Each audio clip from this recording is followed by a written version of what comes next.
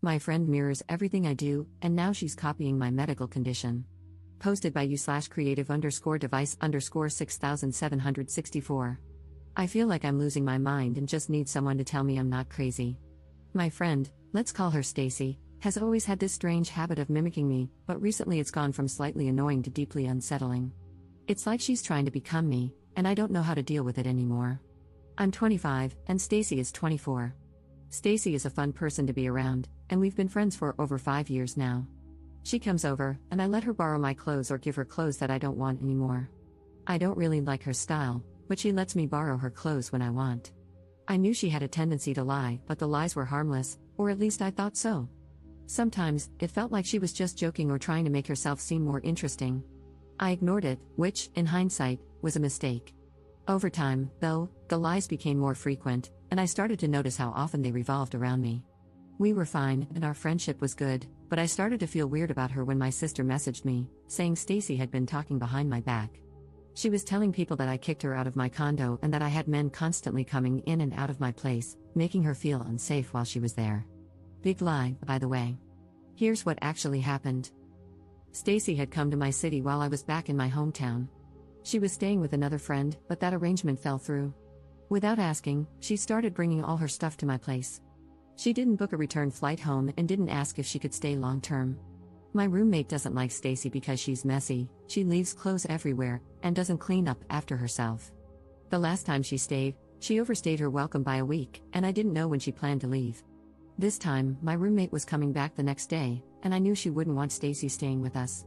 I politely asked Stacy if she could stay somewhere else, explaining the situation. She said it was fine and that she'd stay with another friend. But apparently, she turned around and told that friend all the lies my sister relayed to me. So, onto the mirroring. The copying happened over long periods of time. We've been friends for 5 years now, but I only started noticing it about a year ago. Here are some instances where I felt she was copying me. I told her I was going to manage my parents' business. A week later, she told everyone she was going to manage her parents' business too. It never happened. I said I was moving to the city to finish college. Suddenly, she was telling people she was moving to the same city for college. It never happened. I started looking for styling jobs and internships. A week later, she told me she got a styling job, but it never happened. There were other instances, though small, like when I got a new phone, and she immediately blurted out that she was going to get a new phone for free from some guy.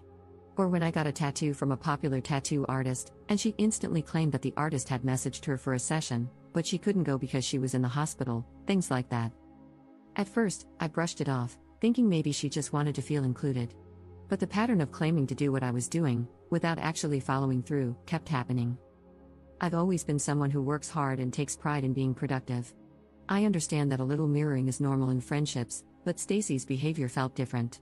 She's someone who doesn't have much direction in life, she hasn't finished high school, has no real plans or passions, and doesn't put effort into learning skills that could lead to a career. I try to be patient, but things escalated in a way I didn't expect. She copied my medical condition. This was the tipping point, and a situation I have never been in before, and I felt so creeped out about it. About a year ago, I had a partial salpingectomy due to an infection in my fallopian tube. It was one of the most painful experiences of my life. My tube ruptured, and the infection spread throughout my body, sepsis, I believe it's called. Luckily, I was already in the hospital, so they removed the tube and started me on antibiotics. Even so, my doctor told me I might struggle to have children in the future. It was traumatic, and the recovery process was long and emotional. A few weeks ago, Stacy went to the hospital. I messaged her to ask what happened, but she just sent a selfie of herself in a hospital bed. I was busy with finals at school, so I didn't follow up right away. 2 days later, she messaged me again, saying she was exhausted from being in the hospital for 4 days. I asked what was wrong, and she said she had the same condition I did. I was shocked. She claimed she had a ruptured cyst in her fallopian tube that became infected, almost went into heart failure, and needed a blood transfusion. She said she was supposed to have surgery, but they didn't proceed because of her weak condition. I immediately knew she was lying. If your fallopian tube is infected and ruptured, surgery isn't optional, it's mandatory.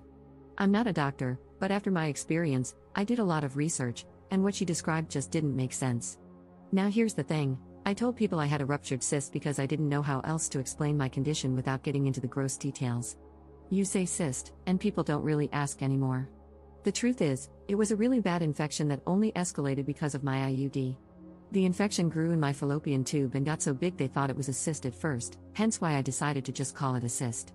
And I did mention to her that it was a good thing I was already in the hospital because if all that happened and I got sepsis, it could have caused heart failure. I feel like she only mirrored what I said but tried to make her condition seem worse. Nothing she said made any sense. She was in the hospital, but the reason she gave sounds completely made up. Even on a group call while she was still in the hospital, she was listing medications to herself, almost as if she was trying to convince us it was real. She also later told a story about how she jumped on the hospital bed when her brother came to visit. Who does that after a life-threatening emergency? At this point, I felt insane. Because who lies about something like this? Am I crazy? Is she copying me? Is she really a bad friend? Am I imagining all of it? Reading into it too much? Is it bad if I don't want to be friends with her anymore? She's my friend, and I want to help her, but it's hard to approach her if all she does is lie. I want to distance myself from her, but we have mutual friends, and I know she'll spread more lies about me if I pull away. Has anyone else dealt with a friend like this? How do you create distance without creating unnecessary drama? Edit. I want to add that a few hours ago, she just posted a screenshot on her story of a course list with the same subjects as the course I'm taking right now. She has never shown any interest in my course, so this is really weird. I wonder if she's just messing with me at this point. Update 2 months later. Hello everyone, I wanted to thank all the people who have taken the time to read my last post. I'm really grateful for all the advice and for helping reassure me that I wasn't crazy. I reached out to a lot of my friends during the holidays and told them about the concerns I have with Stacy. I don't know where to start, so I'll try to organize my thoughts as much as I can. But honestly, it's a lot worse than I thought. I haven't run into her at all since I went back to my hometown, thank God. When I knew she was back in town, I avoided going out altogether, barely replied to her texts, and obviously told my friends, who were very supportive, by the way, that I did not want to be where she was. Luckily, we all took a trip out of town that she was recently uninvited from due to her having a lot of issues with the people going. I'm thankful for that because I really did not want to see her. When my friend, we'll call him Ryan, and I took a trip to a nearby town, we reached out to one of our friends who lived there. We'll call her Danny. Now, Danny was really close with Stacy, they would hang out almost every day. Everyone knew them to be BFFs, and well, now they're no longer friends. Stacy told me about the falling out situation, so I wanted to hear Danny's side, and when I tell you it was a whole different story, Stacy made Danny look crazy, insecure, over-emotional, and inconsiderate. I was shocked at how different the two stories were. Danny started opening up about how Stacy borrowed money from her for rent, kept treating her horribly, and pushed her around. I told Danny that I didn't know she was that much of a bitch, I had never seen that side of her at all. Danny replied, "That's because she's obsessed with you. You don't even know." That sent chills all over my body. She went on to say that every single time she was with Stacy, she would talk about me, my hobbies, the issues I have in my life, including dating and very personal things. Stacy wanted to dress like me and do whatever I was doing. She would buy the same accessories as me, the same shoes as me, and tell everybody about me. She would talk about how she and I were really close. Anytime I dyed my hair, she would want the same colors. It made me feel so uncomfortable hearing all of this, knowing I thought this girl was my friend. But at the same time, she would apparently belittle me. Anytime someone gave me a compliment and I wasn't there, she would tell people I smell bad, have poor hygiene, and that I slept with a lot of guys. She would also claim that I got all of my connections from her. Meanwhile, she was telling Danny that she was only friends with me because she could get connections from me. Hello, the contradictions? And Danny added that Stacy does not shower. She doesn't even own her own soap, shampoo, or conditioner. That's when I realized where the comments about me having bad hygiene were coming from. All of the insults she throws at other people are really just reflections of herself. She sleeps around. She has bad hygiene. She gets her connections from me. She is insecure. These are the kinds of things she would say about others, and now I see the pattern. It's all just her mirroring her own insecurities and projecting them onto other people. I couldn't say I was shocked, but I was definitely hurt and had chills. When I asked Danny how long this had been going on, she replied, "Since the first time she met Stacy, which was 4 years ago. I can't believe I was friends with Stacy for so long and never noticed how toxic she was. She would even end up not paying her rent because she'd spend all her money buying the same things I had or traveling to my city to visit me. Also, I kind of figured out her medical condition that she claimed was the same as mine. It was an STI/STD. One of the guys she was seeing also ended up in the hospital, and she accidentally let it slip to one of our friends that it was because of her infection. I'm not shaming her at all, I never cared how she chose to live her life, but I always reminded her to wrap it up, especially if she was seeing guys like that. Well, I hope someone reminds her now because she will not be hearing it from me or hearing from me anymore, at all.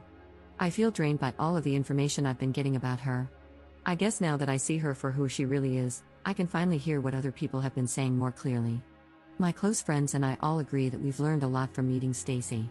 I was too nice and too generous, and I allowed myself to be used by someone I thought was my friend. She's a flat-out narcissist, and honestly, I kind of knew it from the moment I met her, but I let it slide. Now, I'm more skeptical of the people I meet.